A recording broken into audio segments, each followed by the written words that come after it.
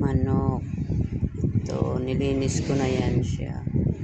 I-marinate ko na lang siya ng bawang. Ganyan. Nilinis ko muna yan siya ng suka at saka asin. Tapos i-marinate ko na lang siyang ganyan. Diba? Yung bawang, paminta, kalamansi, pagsama-samahin ko lang yan. Toyo.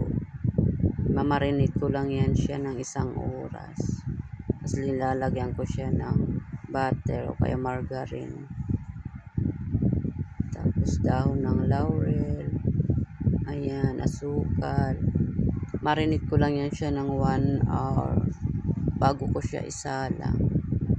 Pachamba-chamba lang ito. Hanggang isalang mo hanggang medyo matuyo siya. Diba? Sarap yan.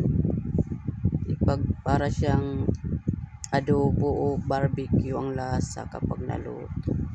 Ay, antayin mo lang ganyan. O pag malapit na siya matuyo, yun o matuyo, malapot na yung ano niya. Malapot na yung sabaw niya. O diba? Oyster sauce ang pinakahuli ko dyan inilagay para malapot yung kanyang sabaw. O diba? Sarap. Yummy.